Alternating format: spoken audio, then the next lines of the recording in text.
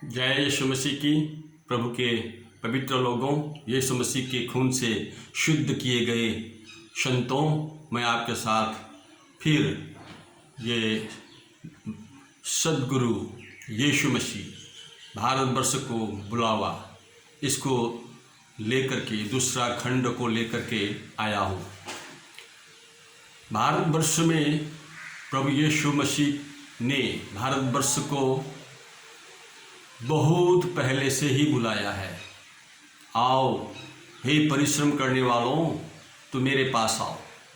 सचमुच हम भारतवासी ईश्वर प्रेमी है और सारे चीज़ों को, सारे पदार्थों को ईश्वर समझ के पूजा करने वाले लोगों में से हैं हम। मेरे ख्याल में आज तक हमारे भारतवर्ष में नास्तिक लोग नहीं मिलेंगे, सारे के सारे आस्तिक लोग ही मिलेंगे, क्योंकि भारतवर्ष ऐसा एक भूमि है, एक तपोभूमि है, देवभूमि है। सारे ऋषि महर्षि लोग परम धाम से उतर के इसी धरती में आए मोक्ष प्राप्ति के लिए। प्रभु यीशु मसीह आएंगे एक समय, वो सद्गुरु, सच्चा गुरु, परम गुरु, और उसका पद चिन्ह हमारे भारतवर्ष में होगा और हम इस धरती में जन्म लेंगे तो हम धन्य हो जाएंगे, हमारी मोक्ष हो जाएगी। इसी वजह से सारे संत लोग, ऋषि महर्षि लोग अपने अपने लोकों से होकर धरती में पदार्पण हुए हैं, आए हैं, ताकि यीशु मसीह की दर्शन मिले, उनका दर्शन मिले और हमें मुक्ति मिल जाए। और इसी विषय को लेकर के मैं पंडित माधव उपाध्याय आज आपके यहाँ एक और वीडियो बनाने जा रहा हूँ। आप देखिए तो आशीष जरूर मिलेगा आपको। परमेश्वर का दिव्य वचन, परमेश्वर का दिव्य वचन, ये परमेश्वर की ओर से, परमधाम से, यानी कि परमेश्वर की राज्य से उतरा हुआ दिव्य वचन है पवित्र बाइबल। और मत्ती 23 अध्याय उसका 7 और 8 पद में इस तरह लिखा है, मैं आपको पढ़ के सुनाऊंगा। नगर चौक में लोगों के द्वारा सम्मानपूर्ण अभिनंदन तथा रब्बी कहलाना ही इन्हें प्रिय है। लोग धार्मिक प्रवृत्ति को दिखावा करके और धर्म का चोंगा पहनकर हमारे भारतवर्ष के लोगों को ही, क्या बोलूँ मैं, ऐंठ रहे हैं। वे लोग हमें लूट रहे हैं। ऐसे लोगों को प्रभु यीशु मसीह कहते हैं। किंतु तुम, 8 पद में लिखा है, किंतु तुम स्वयं के लिए रब्बी अर्थात गुरुवर संबोधन स्वीकार न करना। रब्बी अर्थात गुरुवर संबोधन स्वीकार न करना, क्योंकि तुम्हारे शिक्षक मात्र एक ही है और तुम सब परस्पर भाई हो। लेकिन आज हमारे भारतवर्ष में जैसा वचन, पवित्र वचन बाइबल में लिखा है, वैसा नहीं है। सज्जनों, मैं आपको सत्य बताने के लिए झिझकता नहीं हूँ। मैं भी एक समय अंधा था। बहुत सारे लोगों के नज़र में गुरु हो चुका था मैं, बहुत सारे लोग मेरे शिष्य हो चुके थे, फिर भी मैं खुद अंधा था। और जो मेरे पीछे आते हैं मुझे मार्गदर्शक समझकर, वे भी जहाँ मैं खाई में जा रहा था, वही उसी खाई में उनको भी साथ में मैं लेके जा रहा था। लेकिन मैं मेरा प्रभु यीशु मसीह को मेरी अंदरूनी आत्मा से धन्यवाद देता हूँ। ऐसे विकट उलझन से मेरे प्रभु यीशु मसीह ने मुझे बचाया और आज मैं, यीशु मसीह मेरा परम गुरु है और उसी की सेवा और इबादत करता हूँ। सज्जनों, आज इसी विषय को लेकर भारतवर्ष में सद्गुरु यीशु मसीह का बुलावा, यही विषय को लेकर के आपको मैं थोड़ा प्रकाश करूँगा। यहाँ एक जगह ऐसा है, स्वीकार न करना, सारे गुरुओं को स्वीकार न करना। आपको ध्यान हो, आप समझ जाए, सारे गुरुओं को गुरु समझकर स्वीकार न करना। मसीह यीशु ने यहाँ पद प्राप्ति की लालसा के विरुद्ध, जिससे अहंकार पनपता है, चेतावनी दी है। यहाँ पर बहुत बड़े पद, ऊंचे, मैं आचार्य हूँ, मुझे ये मठ मिलना चाहिए, मुझे ये मंदिर मिलना चाहिए, मैं इतना पढ़ा लिखा हूँ, मैं तो सब गुरुओं से भी ऊंचा गुरु हूँ, मैंने इतना पढ़ा है, मेरा शिष्य इतने हैं। ये अहंकार भरी मन की गणित है। और लेकिन जैसा होना चाहिए गुरु, वैसा कोई भी नहीं मिल रहा है, आज तक नहीं मिला, किसी को नहीं मिला। मैंने देखा सज्जनों, मैं भी गुरु तो हो चुका था, पर मैं किसी के शिष्य भी था। गुरुइज्म इतना एक भयानक चक्रव्यूह है, सब के सब खुद को दास सोचना पड़ता है। मेरा गुरु था, मैं भी बहुत सारे लोगों का गुरु तो हुआ, लेकिन मैं भी अंधेरे में जा रहा था। पथ प्रदर्शक मेरा कोई नहीं था, सच्चा पथ प्रदर्शक को मैंने ढूंढा। मैं तीर्थों को जाता था, ईश्वर ढूंढते हुए मैंने कहाँ कहाँ नहीं गया। जगन्नाथपुरी में मैं जब जा रहा था, एक समय जब मैं जवान था, तो मैंने देखा मेरे आगे और मेरे पीछे मेरे ही गुरु लोग हैं, और सारे और भी संप्रदाय के लोग गुरु लोग हैं, वे भी तीर्थभूमि, तीर्थ ईश्वर को ढूंढने के लिए जा रहे हैं। मैंने मन ही मन सोचा, अरे मैं तो ईश्वर ढूंढने के लिए जा रहा हूँ, लेकिन जिसे मैं ईश्वर समझता हूँ और पूजता हूँ, वे लोग भी ईश्वर को ढूंढने के लिए ही जा रहे हैं। इसका मतलब है ये गुरुवाद जो है, ये रास्ता जो है, एक भटकने वाला चक्रव्यूह है और कुछ नहीं। ये भूल भुलैया है, आगे इसका अंत कुछ नहीं है। इसीलिए प्रभु यीशु मसीह ने कहा, तुम दुनिया में किसी को गुरु न मानना, गुरु एक ही है। वो यीशु मसीह ने अपनी ओर संकेत कर रहा था, देखो तुम अंधकार में हो, मैं जगत का ज्योति हूँ, जो कोई मेरे पीछे आएगा वो अंधकार में नहीं जिएगा। और अब वो जगत का ज्योति यीशु मसीह, तुम्हें ज्योति मिल जाएगा। प्रभु यीशु मसीह यही कहना चाह रहा था। इसलिए प्रभु यीशु मसीह ने कहा, जगत का ज्योति मैं हूँ, जीवन का मार्ग मैं हूँ। यीशु मसीह ने कहा, हे सारे परिश्रम करने वाले लोगों, मेरे पास आओ, मैं तुम्हें विश्राम दूंगा। ये यीशु मसीह की दिव्य वचन है। इसे गुरु के बारे में आगे और मैं प्रकाश करूं। गुरु कौन है? तब आपके मन में प्रश्न होगा, गुरु कौन है? किसे गुरु कहें? गुरु कहलाने के योग्य कौन है? कौन मेरा बेड़ा पार करेगा? किसे पूजने भजने से मुझे मोक्ष मिलेगा?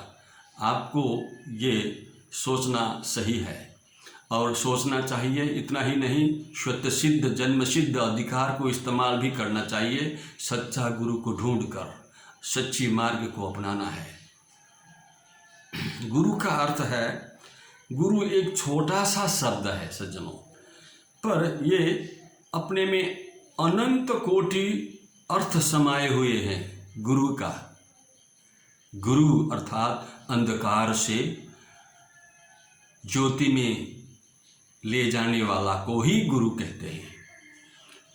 गुरु माता पिता, माता का बाल्यावस्था और प्रेम को उंडेलने के साथ साथ पिता के दायित्व को निभाते हैं।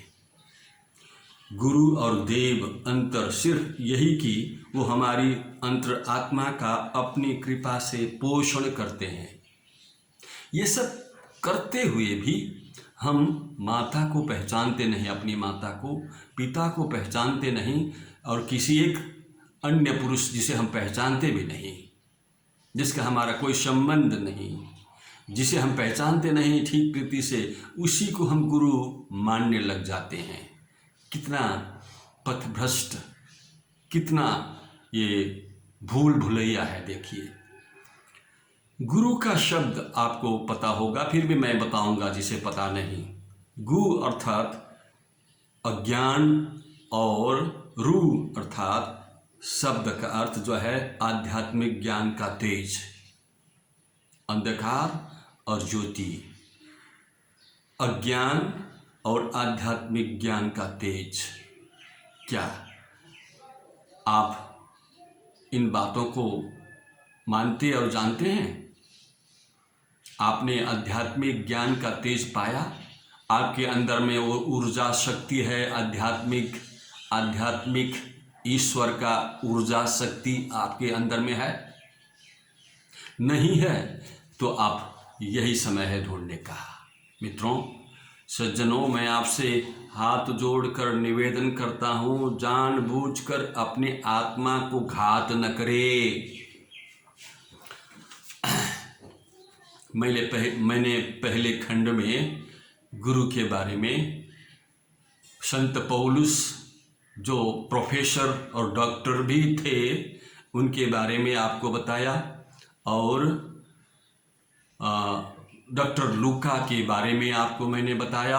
डॉक्टर लूका और संत पौलुस के बीच में मध्यस्थता में कितने मित्रता है और ये लोग कैसे कैसे थे। माननीय थियोफिलस के बारे में भी आपको मैंने बताया। आज मैं मत्ती, जो यहूदियों के बीच में इज़राइल में प्रसिद्ध इनकम टैक्स ऑफिसर था, वे मत्ती जो इनकम टैक्स ऑफिसर है, पीछे जाकर प्रभु यीशु मसीह के शिष्य बन गए। उनके बारे में मैं बताऊंगा। और कर्नेलियस जैसे एक बहुत बड़ा रोमी शासक के बीच समय में बहुत बड़ा एक आर्मी ऑफिसर था, और केवल आर्मी ऑफिसर ही नहीं, बहुत ही धर्मी इंसान था, उपासक, परमेश्वर का उपासक करने वाला, और हर रोज हफ्ता में कितने बार उपवास बैठ करके प्रभु परमेश्वर की आराधना करता था। परमेश्वर को प्राप्त करने के लिए बहुत इसने अपने को कष्ट किया। अंत में पवित्र आत्मा परमेश्वर ने संत पौलुस को प्रेरित मरकुस को भेजा, और पत्रस के जरिए कर्नेलियस ने उद्धार पाया, प्रभु यीशु मसीह को पहचाना, प्रभु यीशु मसीह का शिष्य बना। यद्यपि कर्नेलियस की शिक्षा हम बाइबल में नहीं पाते हैं, पर उसकी नम्रता की शिक्षा हमारे लिए काफ़ी है। बहुत ऊंचा, बहुत बड़ा आर्मी ऑफिसर होते हुए भी वो इतना नम्र हो गया और प्रभु यीशु मसीह के चरण में खुद को समर्पित कर दिया। जब तक जिया, जब तक जिंदा था, तब तक यीशु मसीह के लिए उसने अपना जीवन न्यौछावर कर दिया। सद्गुरु, परम गुरु यीशु मसीह का शिष्य बन गया। और इसी तरह हम तिमोथी को देखते हैं, तिमोथी में कितना समर्पण था। और ऐसे बहुत सारे लोग हैं, बहुत सारे बाइबल में प्रभु यीशु मसीह के चेले, बहुत ही ज्ञानवान, बहुत ही धनवान, बहुत ही ऊंचे घरानों में से यीशु मसीह के शिष्य लोग थे। उनकी शिक्षा आज ये पवित्र बाइबल है। ये पवित्र बाइबल प्रभु यीशु मसीह के शिष्यों ने लिखा, पवित्र आत्मा के प्रेरणा से होकर।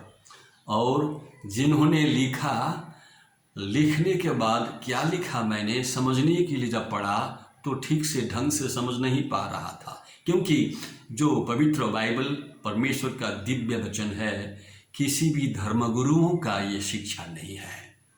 ये जीवित परमेश्वर का दिव्य वचन है। लिखने के बाद लिखने वालों ने सही ढंग से नहीं समझा। समझने के लिए उन्होंने परमेश्वर से प्रार्थना किया। परमेश्वर की आत्मा उनके अंदर में आकर के परमेश्वर का दिव्य वचन को प्रकाशन कर दिया। और आज ये वचन जो है आपके लिए, मेरे लिए, मसीही लोगों के लिए शिक्षा है। ऐसा शिक्षा है, ये शिक्षा परमेश्वर का वचन जो है हमारे अंदर में ज्योति प्रदान करता है, जीवन से हमें भर देता है और परमधाम का नागरिक, हमें परमधाम का वारिस बना देता है। सज्जनों, इसीलिए पवित्र बाइबल यीशु मसीह का वचन हमारे जीवन, हमारी अंदरूनी जीवन को बदल देता है, हमारी स्वभाव को बदल देता है और एक सच्चा परमेश्वर का उपासक बना देता है। जीते जी परमधाम परमेश्वर का राज्य का अनुभव हम कर सकते हैं, क्योंकि ऐसा काम पवित्र आत्मा परमेश्वर हमारे आपके दिल में करता है। आपको एक बात कहकर अंत करूं, दिव्य वचन परमेश्वर का बाइबल जो है इंसान के लिए है, आपके लिए, मेरे लिए। जो विश्वास करते हैं बाइबल में, प्रभु यीशु मसीह में, उनके लिए। विश्वास जो नहीं करते हैं प्रभु यीशु मसीह में और बाइबल में, उनके लिए भी, क्योंकि ये लिखा हुआ है। कोई जानवर आज दुनिया में, कोई भी पशु धर्मशास्त्र को नहीं पढ़ सकते और कोई भी प्राणी, इंसान को छोड़कर, मनुष्य को छोड़कर कोई भी प्राणी पढ़ नहीं सकते, केवल मनुष्य पढ़ सकते हैं।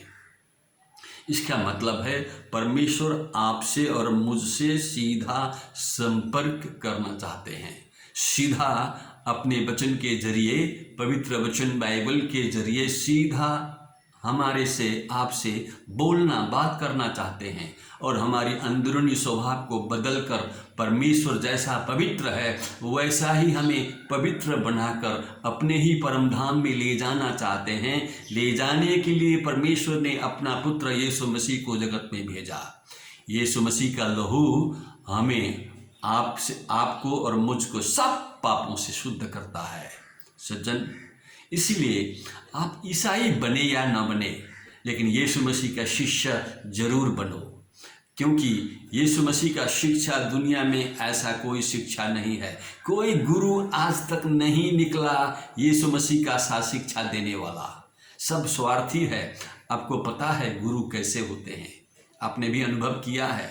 सच्चा गुरु ढूंढ रहे होंगे, यीशु मसीह को छोड़कर कोई भी दूसरा सच्चा गुरु आपको नहीं मिलेगा। मित्रों, सज्जनों, इसलिए यीशु मसीह के शिष्य जो है दुनिया में, अर्थात इज़राइल में, बहुत ही ऊंचे ऊंचे घरानों में से, बहुत ही पहुँचे हुए, बहुत ही विद्वान लोग थे और वे लोग यीशु मसीह के शिष्य थे। आज हम ऐसे लोगों की शिक्षा से प्रेरित हो करके हम ऐसे लोगों को गुरु बनाते हैं और उनकी मार्ग पर, उनकी राह पर हम चलते हैं, उनकी शिक्षा पर हम चलते हैं, ताकि हमारा परम गुरु यीशु मसीह के साथ हमारी संबंध हो जाए, मुलाकात हो जाए, उनके साथ अनंत तक एक साथ रहने का सौभाग्य मिले। जो कोई यीशु मसीह को विश्वास करता है, हमारा परम गुरु यीशु मसीह आप सभी को, हम सभी को एक ही साथ उनके साथ परमधाम में रहने का सौभाग्य दे देते हैं। वही उनका बहुत बड़ा वरदान है। ये वीडियो आपको कैसा लगा? अच्छा लगता है तो अपने मित्रों को भी शेयर करके उन्हें भी आशीषित करें। और ये इस चैनल को आप लगातार देखना चाहें तो इस चैनल को आप सब्सक्राइब करें, ताकि आपको ये चैनल लगातार मिलती रहे। प्रभु यीशु मसीह के नाम से आपको शांति हो। दुनिया में बहुत कुछ गड़बड़ है, लेकिन यीशु मसीह का शांति आपके साथ होता रहे। जय मसीह की।